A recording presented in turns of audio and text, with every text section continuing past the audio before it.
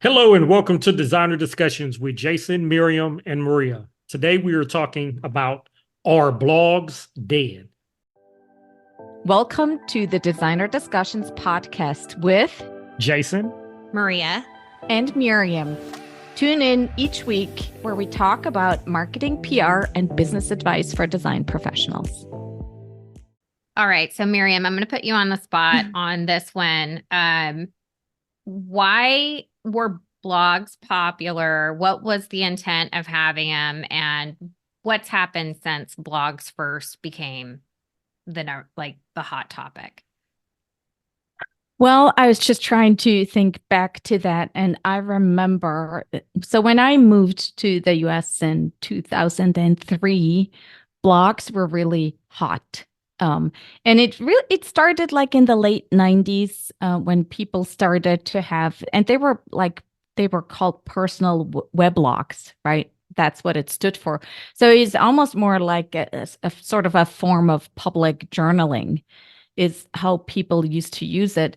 But then in the early 2000s, people started to get a lot more professional about it. And there was software, that made it easier to blog and distribute the blog.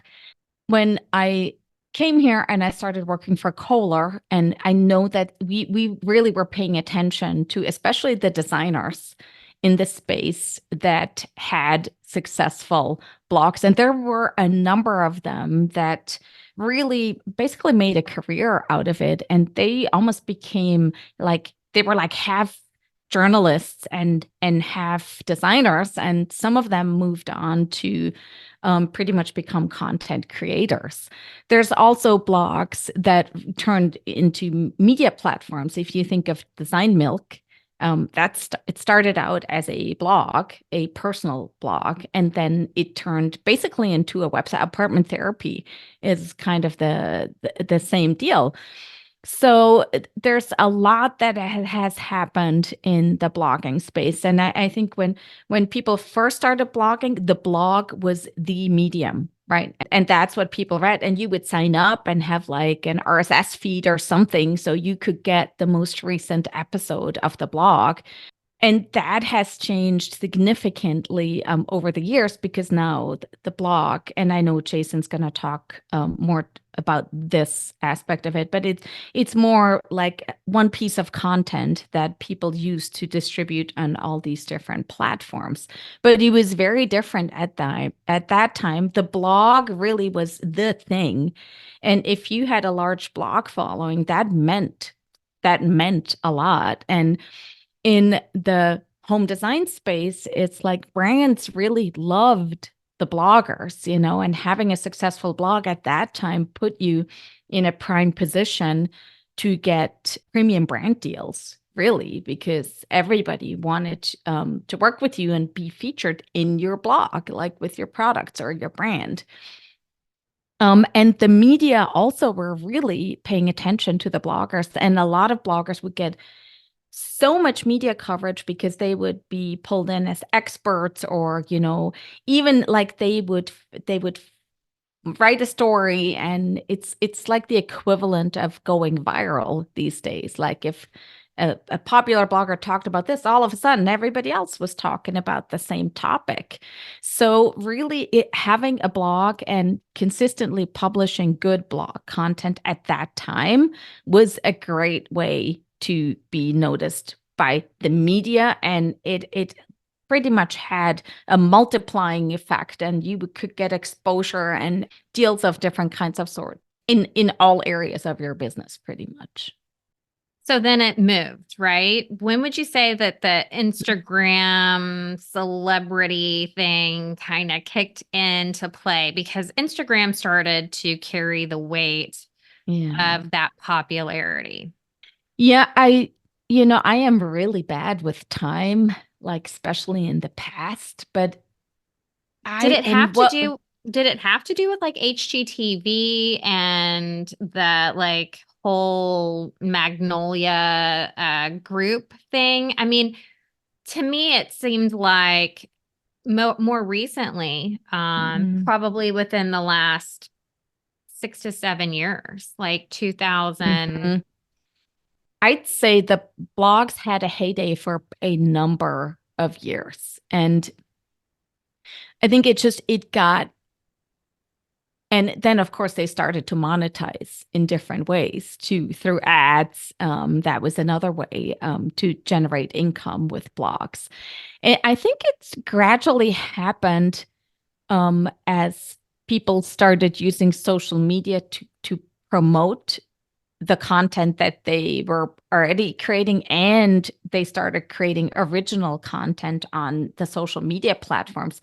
And I'd have a hard time to put my finger on what year exactly it was, but I think you're probably about right that it was, in, I don't know. 2016 is what I'm thinking. It was like the 2016. Yeah. It's like the people who had it under wraps in the 2015s were starting to teach people how to grow their Instagram following. Yeah. But Probably around 2016. Yeah. And I feel like around that time too is when when the media really started to pay attention to content on social media. Like before it was, it was not such a big deal, but it's like the media will always latch on to the sort of the latest and greatest that has the trendiest content, right? And for a long time it was the blogs. And then it shifted to Instagram. And if you're a journalist and you're looking for a trend story, where are you going to do your research, right? Then they started going to Instagram. So if you had a big Instagram following, you had good engagement, you generated interesting sort of out there content, there's a good chance that you might have been picked up. It still can happen, by the way, too. But the Instagram age has then morphed into the TikTok era, which is really where if you watch or listen or read media, and there's stories, like there's these entire stories that were generated through a TikTok video that went viral, like the octopus story we were talking about a little while ago, which that seems surreal. I know, right? I but think it's yeah. because they're immediately getting like 15,000 comments. So they're getting I feel like the media can see a TikTok video, see that it's immediately highly popular, then see 15,000 comments, and that's really easy to build content around. Yes. Like the episode where we talked about like what's going on in the market, I actually saw news articles in newspapers where they reference numbers generated on TikTok instead of actual factual numbers that you would have had to have found online. I know. I was like, holy cow. And I consume enough TikTok that I understand that the numbers that they were using in their article came from a TikTok and not from, they just weighed that communication was accurate instead of doing background research in that media publication. But because I think there is this like immediate communication happening on TikTok, you don't have to be a celebrity to have a large following. And on Instagram, they're at the place now where it's like, if you're not already super fabulous and you already have this huge following, you're not important to us. But over on TikTok, they're like, you just have to have an interesting concept. And if your thoughts are interesting, you can get picked up by the media. And they aren't really as interested in just before and after pictures. I have a lot of very fabulous interior designers on TikTok that are posting amazing before and after pictures. And people just are like, it's not a video. It's not a person talking to me and teaching me something, because we've discussed that TikTok's an edutainment platform. You got to educate and entertain, and that's how people follow you. But I have a great example. There was this, I think she's an architect or she may be an interior designer, and she came on and she showed 4 pictures, and each one of them were these like beautiful rooms where they had one item in the room that was like a cadmium red color, like a really intense bright red, but tiny. Like if you were to do a ratio on a photograph, it would be less than 2% of that image would have a little bit of red in it. It would either be a really small side table or a very open metal light fixture. And that would be the only red thing in the room. And she called it an unexpected red theory. Hmm. Is Yes. this going to make her business blow up? No, but she got like a ton of press just discussing why having a little bit of unexpected red and calling it a theory Mm-hmm. made her so interesting and that the media Because it picked was up on it. fresh, right? So what the media are always looking for, it's like they don't love highly curated content. That's kind of boring. They're looking for fresh content, for new ideas that have not been talked and written to death, basically. Right. And that was exactly one like that. Because if you think about it, every year they're doing a content calendar and it kind of looks the same every year. We even covered that. We have a Yep. download on our website where we show you what you would be putting together each year for the media or for your audience as a content calendar because it's the same. It's the same every year. It's seasonal content, how to organize yourself in January, how to start decorating your house for Christmas in October. So they're used to very redundant content. It's probably pretty mundane for them at this point. Agreed. And so Yeah. they are looking for something that's a little bit like out there, an opinion that gives you something to think about, right? And it grabs attention. It's like people think, oh, I never thought about that. Let me read this article, and they can turn around articles in a day today. Okay, if there's a viral TikTok video the next day, you're going to have a news story about it. It's not like you have to wait for a magazine to come out 3 months down the road. Correct. And so I get why people are on TikTok. You can still get 1 million followers on TikTok that are actual followers. You do have to deal with like a whole lot of mean people. Instagram tends to hide the mean people from people who are fresh and new to the platform. But at TikTok, they don't care. They're like a couple of mean people in there. And, they'll give you some negative comments and then people will comment on the negative comments and tell them that they're terrible people. And the next thing you know, your video has gone viral. And so it's like you have to understand the game over there on that platform. But that's how it works. You may get a huge response, but you need to be talking about stuff. There's a few people that I follow that I absolutely love. And what they do is they're like, let's redo the exterior of this house. And then they change the exterior of the house in Photoshop and explain why they did the things that they did. And tons of followers because they just want to see how she redoes every single one of these houses. And it's not like the same as going, here's a before and an after picture. She's kind of engaging them in her process and showing what that looks like. And then there's a couple of other people who take average, ordinary homes with yellow oak cabinets and yellow oak floors. And it's like, these are the things that you could do to make your house look better. And they talk about using a different color palette. I should follow them. She does a great job. She talks about, you change your color palette. She gives them space planning ideas. And that's a very beloved person on the platform because she's helpful. She's helping people. She's not making people feel ashamed or bad about their house because their house isn't all white and white oak and 100% brand new, right? And I do think that that's what people independently are looking for. And then, the people who are going to be the flash in the pan are going to be your unexpected red theory. It's going to be your any concepts you have about design that you think you're predicting and you have visuals to go along with it that is new and interesting that other people may not have thought of. If you have a house where you put in pink tile and you put a wallpaper with it and you show how beautiful it is. And you can say, remember that pink tile that people are painting white these days can really be showcased or featured in a bathroom because that's not an old color and it can be kept and used in a modern way. And this is the example of that.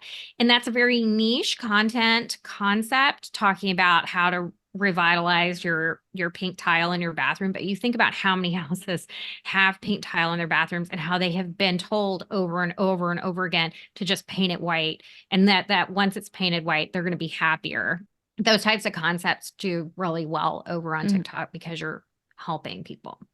So one thing we do want to say about TikTok is, yes, they're talking about a TikTok ban. That ban is that they're going to not have it available in the United States if they don't divest from a small portion of the company being owned by a software development company in China. Are they going to like get rid of it? I don't think they are, because there's like a huge sales platform attached to TikTok. It's basically like HSN or QVC, basically online, and they post huge numbers for small businesses, and it's becoming like one of their number one selling resources. And in doing that, they're going to be causing a pretty big upheaval amongst members of society. And so we don't see it getting banned. Miriam's kind of on my page too, that I don't see it getting completely like deleted and kicked out of the internet. As a techie person, it's pretty easy for them to duplicate the platform and run it somewhere else, and have a different group of people as the so-called owners of that version of it. There's 1,000 ways that they can get around this. And I just don't see, with it infringing and our right to free speech, that that's going to be how it's going to end. So don't be afraid that TikTok's going to be done and you're investing time over there and it's just not going to work out for you. I think it's a great platform to try out new things and see if your voice, your true, genuine voice as a designer, is compelling to a larger audience. Because like Mirjam said, this is where people are being found. And so if you're wanting to change how you present yourself from, just being a curated look on Instagram to sort of being a compelling and interesting conversationalist over on TikTok, you just might be able to get more media placements as a thought leader versus just someone who creates pretty spaces. So that's where we get from blogs, blog, Instagram, TikTok. So now that we're wondering if blogs are dead or not, let's talk to Jason, because blogs are attached to our websites and we're wanting to get found on our websites. So let's just talk about this, Jason. Take it from here. What do you think about blogs on websites? So what actually happens a lot with that conversation when you hear that blogs are dead, it's really about who is saying that. Because what happens is that the content that they're generating is not actually resonating with their end user. And so oftentimes when I have a conversation with designer remodelers and they talk about, our content is not resonating, blogs are dead, when they just look at tools such as Google Analytics and just look at where is the end user ending up on your website, where do they spend the most time? That is the type of content you need to create. So it may be a blog, it may not be a blog, it may be a FAQ page, frequently asked questions. It could be a project page, but whatever it is, make sure that the content that you are generating is aimed at your ideal client or the end user, and it's what they want to read. And then when you do it that way, then whatever content it is will resonate and it will have success. So what about the whole, like, creating a whole blog, discussing, what's the color of the season? These things that we're also pitching to media, that we're doing with the Haro or Hero requests, and then creating a Pinterest pin about it, and then just hoping we can get people to our website. Are we investing our time and energy into that whole aspect so that one day we can become a person who gets paid for our content? I would say if you're going to do trendy topics like that, make sure that's what your audience wants to read. Because if you're creating content for a national audience, but you're looking for local clients, that may not resonate with your local clientele. So you don't want to spend time on creating content that's not going to resonate with your immediate audience. Yes, it may resonate at the national level, but is that your clientele? So ask yourself, who is my clientele? Who am I serving? And then use tools, like I said, like Google Search Console, Google Analytics, to help you determine the type of content that they want to see or that is actually resonating with them. And that's the content you need to create. Mirjam, do you have any final thoughts on putting a lot of time and energy into your blog, hoping that when the media comes across you, that they want to pick you up for something? And if that's not the case, what would you recommend? Tell me a little bit about that. I would not recommend that you focus on a blog. I would follow Jason's advice. I mean, it's not a bad idea to have one, but if you have one, make it easy on yourself. Don't think you have to post every week or every day or however often, but maybe just use it as a tool to drive some traffic to your website, and use popular topics. I don't think it's the place where you can create viral content these days. That it's like we talked before. I think right now that is TikTok. It can still happen. It can still happen on Instagram, but it's definitely way over TikTok. So I'd say if you want to get the media's attention, focus on TikTok and repurpose your content on Instagram. And if you fancy having a blog, then have a blog, but that's not where I would put my energy. They are kind of half dead in terms of PR leverage. Yeah. Jason, do you have any final thoughts? I would say in terms of using the term blog, I would change the word to content. Making sure that you have consistent content on your site that is relevant to your end user. If you focus on it in terms of content and not just a blog, that will help you out the most. And making sure that you have the tools that will help. Google Analytics and Search Console are free tools that you should have on your website to analyze what is working on your site and what's not. So when anyone visits your site, you know what is actually resonating with them, where they're ending up on your website, what they're looking at, what they're reading. Once you understand that and you analyze that, now you can reverse engineer and see this is the type of content I need to create for my audience. So don't just look at it as the term of blog. Look at it as I need to create content, consistent content on my website. And so my piece of advice on TikTok would be, if you don't have a product that you can sell to everyone, going on TikTok and investing your time there when you have a business where you need those 3 or 4 high-end clients, that's probably not going to be the place where you want to invest time. However, if you have a really interesting project, if you're doing something completely different and you're very passionate about that concept and it's something that you're very unique on, yeah, share that on TikTok, because that may get picked up by the media. You may get some coverage based on that project because of its quality or uniqueness. But you are going to have to present that content in a way that it helps educate and entertain the people who are following you for your content.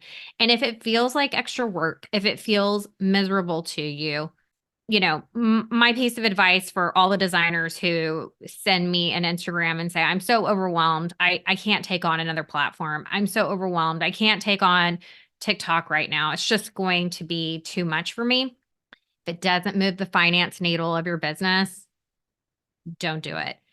Google Business Profile, is that right, Jason? Google Business Profile is where you're going to get your local clients who are going to come to you, call your office, want to hire you. That's where you should be investing your time and energy.